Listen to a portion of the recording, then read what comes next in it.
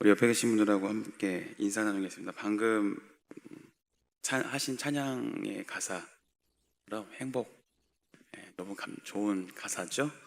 우리 옆에 계신 성도님 보고 성도님 덕분에 행복합니다. 한번 인사해 보겠습니다. 성도님 덕분에 행복합니다. 또 한 번 인사하십시오. 저도 그런 줄 알겠습니다.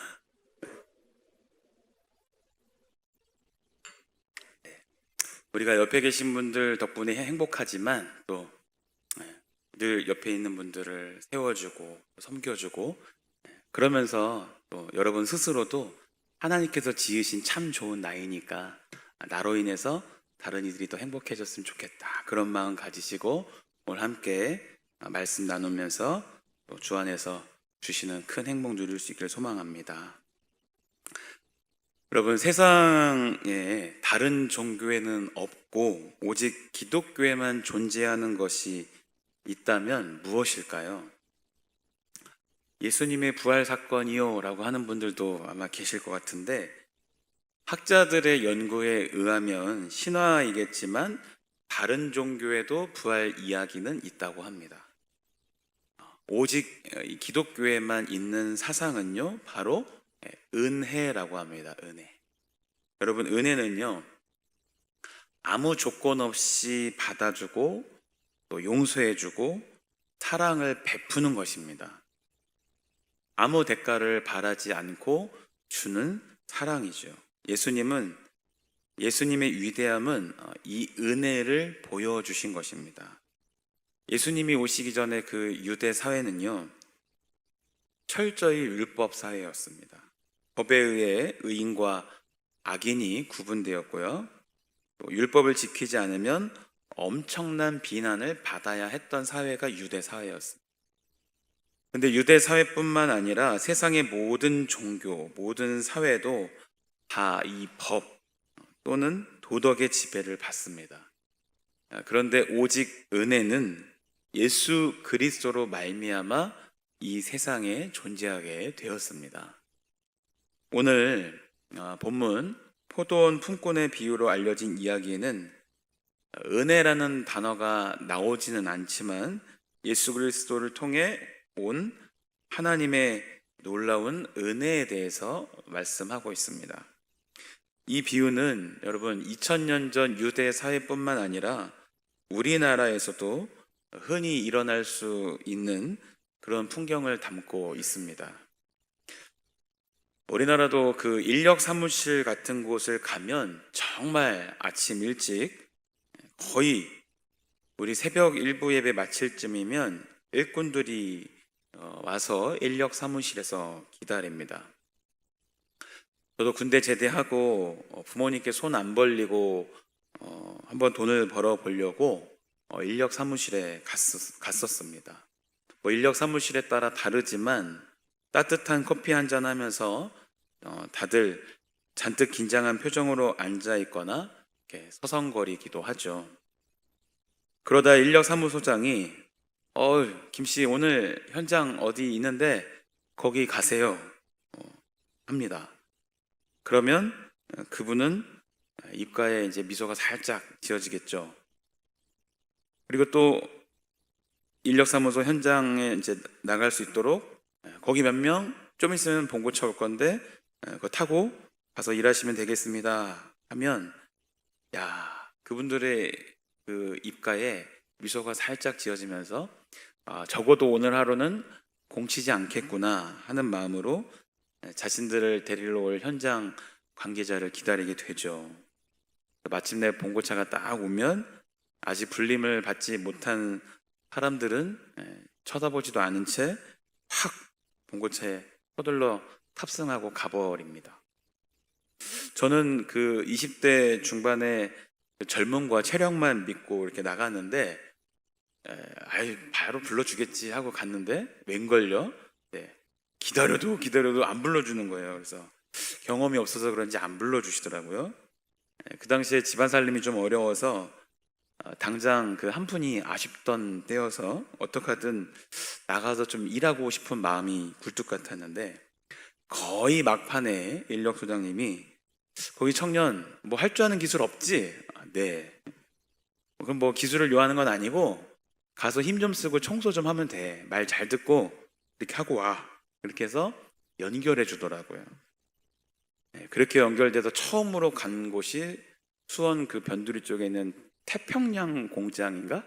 네, 거기 가서 기계 뜯고 청소하고 막 이런 일을 처음으로 해보고, 네, 퇴근 후에 이제 그 노란색 봉투에 돈을 딱 넣어서 받아들였습니다. 아, 내가 막노동이란 거 오늘 하루 일을 하고 받은 품삯. 네. 그 당시에 잘은 생각 안 나는 한 6, 7만 원 정도 됐던 것 같아요. 한 5천 원 띄고. 네. 근데 부모님이나 친척들이 용돈을 그만큼 주셨던 적도 있고, 군대에서 이제 월급을 차곡차곡 모아서 그 정도의 액수를 모아본 적도 있었는데, 그때의 그 돈들과는 너무나도 다른 감격이 넘쳐났습니다. 아, 이야, 이 돈을 어떻게 써? 절대 못 써. 이러면서 집으로 돌아갔던 기억이 납니다. 우리 뭐 남자 성도님들 중에서도 저와 같은 경험을 해보신 적이 있는 분들도 있을 거라 생각이 되는데요. 보통은 인력 시장에서 저처럼 일을 하고 싶어서 기다리면 일꾼이 필요한 사람이 와서 간단한 계약을 인력 그 사무실 소장님하고 하고 일터로 데리고 가죠. 그러면 일하고 일당을 받는 것입니다. 그런데 본문의 이야기는 일반적인 노동 이야기와 많이 다릅니다. 이야기 속에 그 주인처럼 자비로운 주인, 오너, 세상에 있을까요? 없을까요? 없어요. 네. 근데 이 주인은 자세히 보니까 자신을 위해 일꾼을 필요로 하는 것이 아니라 일꾼을 위해서 자신이 필요한 존재처럼 행동을 합니다. 그래서 계속해서 놀고 있는 품꾼들을 포도원에 들여보냅니다. 포도원에 들여보내는 게 사명이에요. 네. 가서 일을 잘 하는지 뭐 하는지는 기록이 없어요. 네. 포도원 주인은 아침 일찍이 품꾼들을 구하러 시장에 나갔습니다. 한 데나리온을 품삯으로 줬다고 했는데, 한 데나리온은 그 당시 노동자들이 일한 하루 품삯이었어요. 이 하루 품삯으로 딸린 식구들과 먹고 입고 사는 그런 돈이죠. 그런데 뭐 우리 지금 대한민국에 살고 있는 우리는 하루 못 나간다고 뭐 당장 굶고 그러지는 않잖아요. 모아놓은 돈도 있을 것이고. 근데 이들에게는 하루를 못 나가는 것은 굉장한 걱정이 되는 그런 것이었어요. 왜냐하면 이 한 데나리온을 못 벌면 일꾼 자신은 물론 식구들까지 그날 그냥 굶어야 되거나 다른 곳에 가서 빌려서 먹어야 하는 그런 처지에 있던 삶이었습니다. 이런 상황에 있던 일꾼들을 포도원 주인은 이른 아침부터 해서 3시, 6시, 9시, 11시 계속해서 포도원으로 들여보냅니다. 유대인의 시간은 0시가 우리나라 시간으로 새벽 6시예요. 그럼 제3시는 몇 시일까요? 9시죠. 오전 9시. 그러니까 아침 6시에 한 번, 9시에 한 번, 12시에 한 번, 오후 3시에 한 번, 마지막으로 몇 시에 들어갔을까요? 네, 오후 5시에 한 번 일꾼들을 포도원에 이렇게 들여보냈단 말이죠.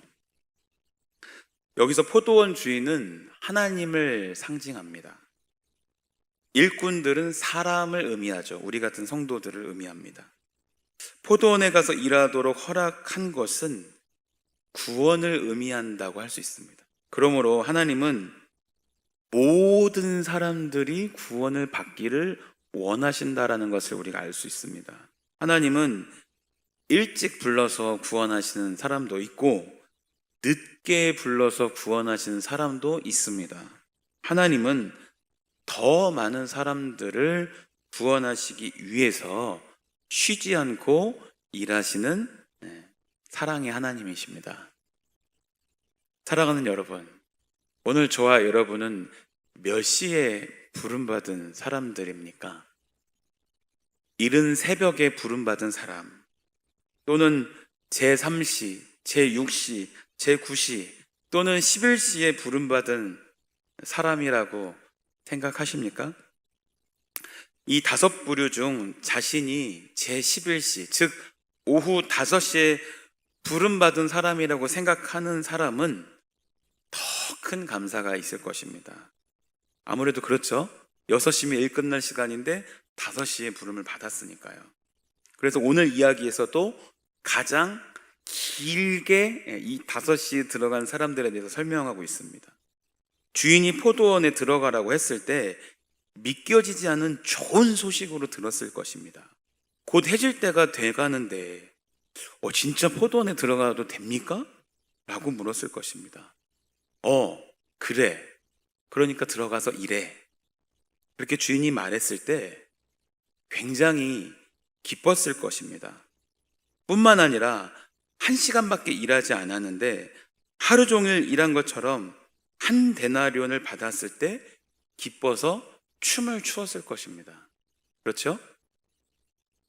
우리가 어렸을 때 예수님을 믿어 신앙생활을 오래도록 한 분들도 있으시고 정말 머리가 희끗해져서 막차를 탄 것 같이 구원받은 분들도 있습니다. 세상에는 일하는 것에 있어서나 어떤 상황에서나 연륜, 경력 이런 것을 절대 무시할 수가 없습니다. 특히 우리나라는 이 나이라는 것에 있어서 밀고 나가는 유교적인 그런 사상이 강해서 하다 안 되면 너 나이가 몇 살이야? 이렇게 유치하게 밀어붙이고 그러죠. 그러나 주님의 나라는 이런 순서가 아무 의미가 없는 것입니다. 우리 모두 하나님의 절대적인 주권에 의해서 부름받아서 은혜를 받았고 구원을 받았습니다. 믿으십니까? 네. 부름받아 은혜 받은 사람들인데 신앙생활을 오래 하다 보니 그 은혜를 잃어버리고 또 감사도 잃어버리고 그냥 살아가는 것이죠. 우리가 아무리 애쓰고 힘써도 쟁취하지 못할 구원의 은혜를 우리 주님이 주셨습니다. 그렇게 우리는 여전히 찬송과 감사를 우리 주님께 드릴 수 있는 것이죠. 나 같은 사람에게까지 은혜를 주시니 감사해야 하는 것입니다. 포도원 주인은 처음에 들어간 일꾼들에게 하루 한 데나리온씩 품삯을 주기로 약속하고 포도원에 들여보냈습니다. 아까 말씀드렸다시피 그리고 나서 또 오전 9시에 나가보니 장터에서 놀고 서 있는 사람들이 발견된 거예요.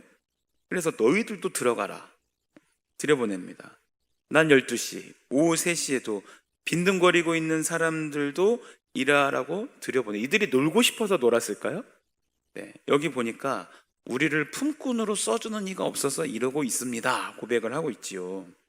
그래서 아침 일찍 그 부름을 받은 사람들에 비해서 건강이 안 좋든 어디가 안 좋든 일을 잘하게끔 보이지 않았든 저처럼 아무 경험이 없었던 사람이든 그랬을 거예요. 사실 오후 3시, 5시 정도에 들어간 사람들은 뭐 일하려고 옷 입고 뭐 새참 주면 조금 먹고 그러다 보면 정산할 시간이 다 되어버리는 소위 대박 잡은 것이죠. 자, 해가 저물 때가 되니까 포도원 주인이 품꾼들을 불러 정산을 합니다. 그런데 보니까 나중에 들어온 사람들부터 포도원 청지기를 시켜서 정산을 하는 거예요. 세상의 공식이라면 어떻게 해야 될까요? 처음, 그렇죠. 새벽 6시부터 들어온 사람부터 그 사람은 12시간을 일했으니까요. 그 사람들부터 정산을 해주고 그 다음 9시 들어온 사람, 그래서 마지막 5시에 들어온 사람까지 하고 정산 끝 해야 세상의 공식으로는 맞는 것입니다. 그런데 이 주인은 나중에 들어온 사람부터 정산을 합니다. 오후 5시에 들어온 사람에게 한 데나리온을 줘요. 이 사람들은 이게 웬 횡재냐 했을 거예요. 전혀 이런 품삯을 받을 줄 기대를 못했을 텐데 한 데나리온을 받았을 때 얼마나 기뻤을까요? 근데 이 장면을 보면서 오전에 들어온 사람, 그리고 맨 처음에 들어온 품꾼들은 얼마나 막 그 마음속에서 기대가 커졌을까요? 와, 5시에 들어온 저 인간들 1시간 일했는데 한 데나리온을 주다니. 그러면 나는 지금 얼마를 받게 되는 거야? 엄청 기대에 부풀었을 것입니다. 자, 이제 자기 차례가 되었습니다. 두 손을 쭉 뻗어서 고개를 숙이고 그 손에 얼마나 많은 품삯이 떨어질지 상상하면서 입가에는 옅은 미소가 지어졌을 것입니다. 그런데 이게 웬일일까요? 1시간 일한 사람과 똑같이 한 데나리온만 받는 것입니다. 그들은 12시간 종일 수고했고 더위를 견디며 일했는데 이게 뭐냐며 주인에게 불평을 합니다. 사랑하는 여러분, 여러분 어떠셨을 것 같아요? 하루 종일 땡볕에서 일한 나와 이제 들어와서 고작 1시간 일한 사람하고 똑같이 취급당하면 어떨까요? 어떤 사례를 떠나서 간식을 먹더라도, 그죠? 하루 종일 일해서 그 오후 4시쯤에 이제 그 간식을 먹는 거랑 방금 전에 들어온 사람 간식 먹는 것만 봐도 눈이 막 뒤집히잖아요. 저게 이 목구멍으로 넘어가? 저걸 또 왜 줘? 그런 마음을 갖는 게 우리 마음이에요. 우리 사랑하는 여러분들은 천사 같아서 안 그러실 것 같고 저는 그럴 것 같아요. 저는. 네. 근데 보통이 다 이게 인간들의 마음이죠. 하루 종일 땡볕에서 나는 일했는데 이제 들어와서 고작 1시간 일한 사람하고 똑같이 취급당한다면 요즘 같으면 칼부림 나지 않을까요? 사람은 자기가 일한 만큼 대가를 받고자 하는 마음이 있습니다. 그래야 불평이 없는 것이죠. 그런데 여기 주인은 다릅니다. 뭐라고 대답을 하죠? 13절에 내가 네게 잘못한 것이 없다. 네가 나와 한 데나리온에 약속을 하지 않았냐. 14절에 내 것을 가지고 내 뜻대로 하는데 내가 선하게 하는데 왜 네가 악하게 보느냐라고 합니다. 여러분, 여기서 우리는 이 주인이 어떤 분인 줄 알 수 있습니다. 주인은 자신의 모든 일꾼들에게 너그러운 분위기를 원했습니다. 포도원 주인은요, 은혜가 많았습니다. 후한 분이셨습니다. 늦게 온 사람에게만 그런 것이 아니라 맨 처음 부른 사람에게도 그랬습니다. 주인은 포도원, 즉 하나님의 나라와 교회를 위해서 봉사할 수 있게 베풀어 주었습니다. 나머지 사람도 마찬가지입니다. 모두를 이 주인이 고용했습니다. 불러주신 것이 은혜입니다. 주인이 부르지 않았다면 처음 들어간 사람들도 포도원에서 일할 수 없었다는 것이죠. 품삯을 받을 수 없었습니다. 일찍 일하러 온 사람이 알아야 할 것은요, 자신의 공로를 생각하기보다 그를 부르신 하나님의 은혜에 대해서 알아야 했던 것입니다. 하나님께서 여러분 은혜로 우리를 불러주셨습니다. 믿으십니까? 네. 오늘 여러분의 발로 걸어서 여기 와서 앉아있다라고 생각하시지만 하나님의 은혜가 아니면 이 자리에 앉아 있을 수가 없습니다. 그렇죠? 네. 마찬가지 하나님의 은혜가 아니면 제가 이 단상에 서서 여러분들께 말씀을 선포할 수도 없는 것이죠. 하나님께서 은혜로 우리 모두를 불러주셨습니다. 또한 하나님께서는 은혜로 우리에게 상도 베풀어 주십니다. 근데 그 상은 하나님이 결정하십니다. 우리는 하나님께서 부르신 것에 감사하고 하나님의 나라와 그리스도의 몸인 교회를 위해서 봉사할 수 있다는 것에 대해서 감사해야 하는 것이죠. 우리가 교회 안에서 주님의 일을 감당할 때에 조그마한 일이라 할지라도 영적인 일입니다. 그런데 어둠의 영이 우리 안에 파고들 때 별것 아닌 것에 우리는 목숨을 걸고 그래서 교회에 분란이 일어납니다. 이 은혜의 의식이 사라지면 교회가 혼란스러워지는 것이지요. 불평과 불만이 많아지는 것은 다른 것이 아닌 우리 주님을 잃어버렸기 때문입니다. 주님을 잃어버렸기 때문에. 그래서 우리가 신앙생활하면서 또 교회에서 봉사하면서 헌신하면서 기억해야 할 것은요, 내게 맡겨진 일을 기쁨으로 감당해야 한다라는 거예요. 한번 따라해 보겠습니다. 내게 맡겨진 일을 기쁨으로 감당하자. 여러분 아멘이십니까? 여러분에게 맡겨진 일이 뭐가 되든 간에 기쁨으로 감당하시길 축원합니다. 감사함으로 감당해야 하는 거예요. 기쁨으로 감당해야 되는 거예요. 그 누가 안 알아줘도 주님이 알아주시니 그것으로 만족하고 감사해야 하는 것입니다. 예수 믿는 성도는요, 모일 때마다 이 은혜에 의한 감사가 충만해야 하는 것입니다. 그런 감사가 충만한 사람들이 모여서 건네는 말 한마디에 위로가 있고 또 서로에게 힘이 되어야 할 줄로 믿습니다. 여러분, 교회가 제일 행복할 때가 언제인 줄 아십니까? 바로 모두가 주님의 은혜를 이야기할 때입니다. 오늘 우리 모두가 주님의 은혜 가운데 잠겨 있어야 할 줄로 믿습니다. 그래서 우리 모두가 여전히 나는 주님의 은혜 가운데 있는 사람이다. 나는 주님의 은혜 앞에서 할 말이 하나도 없는 사람이다 하면서 나가야 하는 것입니다. 그러고 나서 주님의 일을 감당하려고 할 때 그 사람은 우리 주님께 시선을 맞춰 나가야 하는 것입니다.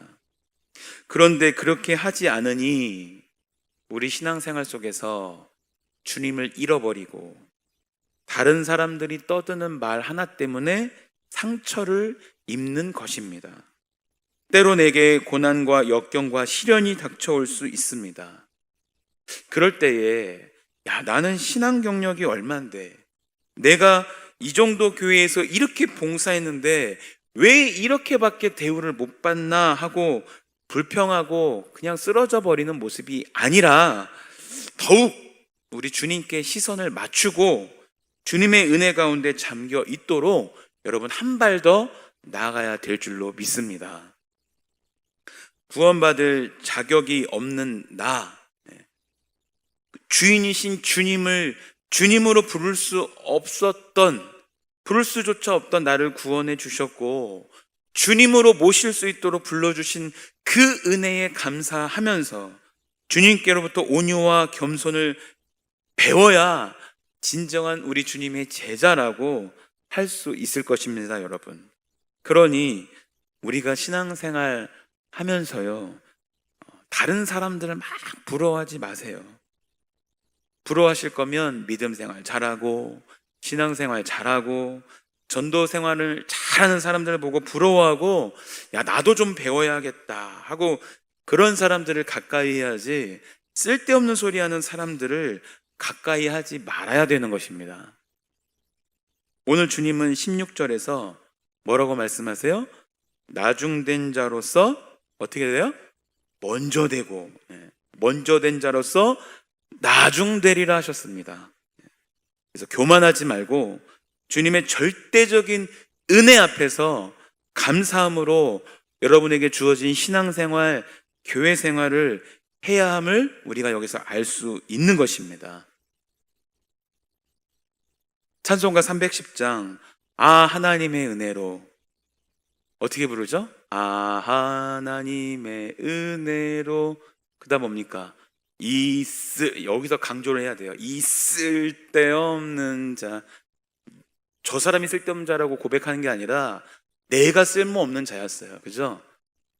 그러나 왜 구속하여 주는지 뭘까요? 난 알 수 없도다 고백하잖아요. 주님의 전적인 은혜로 우리는 구원받았습니다.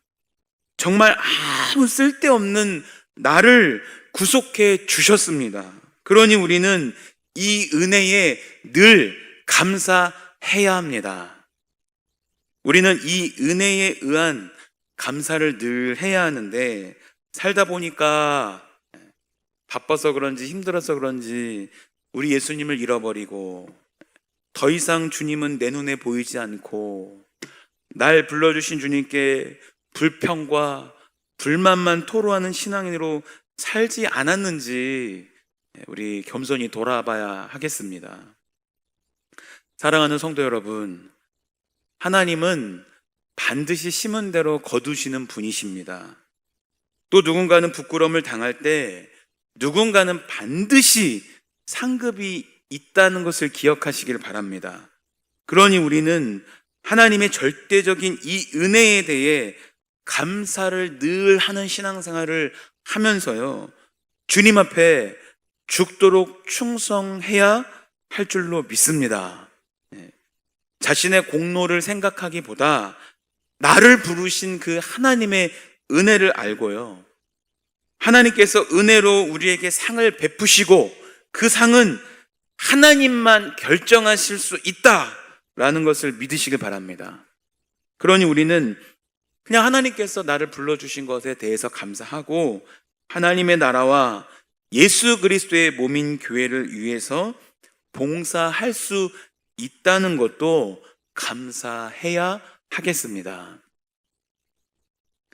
작년 다니엘 기도회 때 간증 들었던 은혜라는, 그리고 아까 좀 전에 행복이라는 곡 부르셨는데 그 유명한 곡들을 쓰신 송경민 목사님의 다른 곡 중에 감사라는 곡에 이런 가사가 있습니다. 오늘 숨을 쉬는 것 감사, 나를 구원하신 것 감사, 내 뜻대로 안 돼도 주가 인도하신 것 모든 것 감사. 그리고 후렴에 주님 감사해요. 내가 여기까지 온 것도 은혜입니다. 나를 사랑하신 주사랑 감사합니다. 네. 오늘 집에 이렇게 들어가실 때 여러분 핸드폰 유튜브로 감사 이렇게 검색하면 쫙 나오거든요. 네, 한번 들어보면서 가시기를 바랍니다. 네. 내 뜻대로 안 돼도 뭐라고요? 감사. 여기까지 온 것도 주님의 은혜입니다. 여러분에게 도전하지만 저에게도 감동이 되고 주님이 주시는 음성이라고 믿어지는 그런 가사라고 생각합니다. 사랑하는 성도 여러분, 그리고 오늘 헌신의 의미로 나가는 용남전도회 회원 여러분, 신앙생활, 교회생활 하시면서 혹시라도 내 마음에 어떤 갈등이나 번뇌가 생길 때에 오늘 본문에 처음 포도원에 들어간 품꾼들처럼 나한테 왜 그러냐고, 나 좀 챙겨달라고 하는 불평과 불만이 가득 쌓일 때 말이죠, 나를 불러주신 그리고 주인이신 그 주님께서 은혜로 나를 인도하심에 감사하시면서 그 주님을 온전히 사랑하는 마음으로 여러분 앞에 놓여있는 모든 어떤 장애물들을 뛰어넘으실 수 있기를 바랍니다. 또한 이 구원의 은혜에 대해 더해서, 구원의 은혜에 더해서 상급받기 위해 여러분 남은 인생 죽도록 충성하는 우리 용남전도회 회원 여러분과 또 우리 모든 여주교회 성도님들 되시기를 주님의 이름으로 간절히 축복합니다.